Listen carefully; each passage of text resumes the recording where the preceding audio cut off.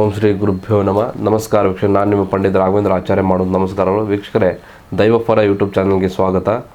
August 12ನೇ ತಾರೀಕು ನಾಗರ ಅಮಾವಾಸ್ಯೆ ನಂತರ ಶ್ರಾವಣ ಮಾಸ ಪ್ರಾರಂಭವಾಗ್ತಾ ಇದೆ. ಈ ಒಂದು ಶ್ರಾವಣ ಮಾಸದಲ್ಲಿ ಮಿಥುನ ರಾಶಿಯ ದೈವಫಲ ಹೇಗಿದೆ ಅಂತಕ್ಕಂಥ ಈ ಒಂದು ವಿಡಿಯೋ ನಾನು ತಿಳಿಸ್ಕೊಡ್ತಾ ಇದ್ದೀನಿ. ಅದಕ್ಕಿಂತ ಮುಂಚೆ ನಮ್ಮ ಚಾನಲ್ ಲೈಕ್ ಮಾಡಿ, ಶೇರ್ ಮಾಡಿ ಹಾಗೂ ಸಬ್ಸ್ಕ್ರೈಬ್ ಮಾಡ್ಕೊಳ್ಳಿ. ಹಣಕಾಸಿನ ವಿಚಾರದಲ್ಲಿ ಹಿಂದಿನ ಒತ್ತಡ ಕಡಿಮೆ ಆಗುವಂಥ ಲಕ್ಷಣಗಳು ಕಾಣ್ತಾ ಇದೆ.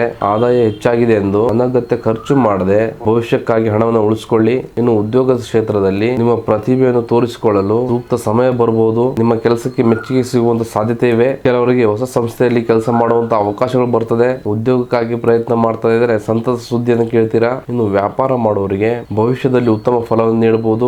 ಗ್ರಾಹಕರ ಸಂಖ್ಯೆ ಹೆಚ್ಚಾಗುವಂತ ಸಾಧ್ಯತೆ ಇದೆ. ಆದರೆ ವ್ಯವಹಾರದಲ್ಲಿ ಯಾವುದೇ ದೊಡ್ಡ ಒಪ್ಪಂದಕ್ಕೆ ಸಹಿ ಮಾಡುವ ಮೊದಲು ಪ್ರತಿಯೊಂದನ್ನ ಪರಿಶೀಲನೆ ಮಾಡಿ. ಇನ್ನು ಮನೆಯ ವಾತಾವರಣ ಮೊದಲಿಗಿಂತ ಹೆಚ್ಚು ಸಂತೋಷಕರವಾಗಿರುತ್ತದೆ. ಕುಟುಂಬದವರ ಸಹಕಾರದಿಂದ ಹಲವು ಸಮಸ್ಯೆಗಳು ಸುಲಭವಾಗಿ ಬಗೆಹರಿಯುತ್ತೆ. ಹಿರಿಯರ ಸಲಹೆ ಈ ಸಮಯದಲ್ಲಿ ತಮಗೆ ಬಹಳ ಉಪಯೋಗವಾಗ್ತದೆ. ಪ್ರೀತಿ ಹಾಗೂ ದಾಂಪತ್ಯ ಜೀವನದಲ್ಲಿ ಪರಸ್ಪರ ಮಾತುಕತೆ ಹೆಚ್ಚಾದಷ್ಟು ಸಂಬಂಧ ಇಷ್ಟನಷ್ಟು ಗಟ್ಟಿ ಆಗ್ತದೆ. ಸಣ್ಣ ವಿಷಯನ ದೊಡ್ಡದಾಗಿಸದೆ ಅರ್ಥ ಮಾಡಿಕೊಂಡು ನಡೆದ್ರೆ ನೆಮ್ಮದಿಯನ್ನು ಕಾಪಾಡಿಕೊಳ್ಳಬಹುದು. ಇನ್ನು ಆರೋಗ್ಯದ ಕಡೆ ನಿರ್ಲಕ್ಷ್ಯ ಮಾಡದೆ ನಿಯಮಿತ ಜೀವನ ಶೈಲಿಯನ್ನು ಅನುಸರಿಸಿ ಸಮಯಕ್ಕೆ ಊಟ, ಸಾಕಷ್ಟು ವಿಶ್ರಾಂತಿ ಹಾಗೂ ವ್ಯಾಯಾಮಕ್ಕೆ ಆದ್ಯತೆ ನೀಡಿ ಮನಸ್ಸಿನ ಶಾಂತಿಗಾಗಿ ಪ್ರತಿದಿನ ಧ್ಯಾನವನ್ನು ಮಾಡಿ. ಈ ಒಂದು ಅಮಾವಾಸ್ಯ ಸಮಯದಲ್ಲಿ ನೀವು ಶ್ರೀ ಗಣೇಶನ ದರ್ಶನ ಮಾಡುವುದು ಅತ್ಯಂತ ಶುಭ.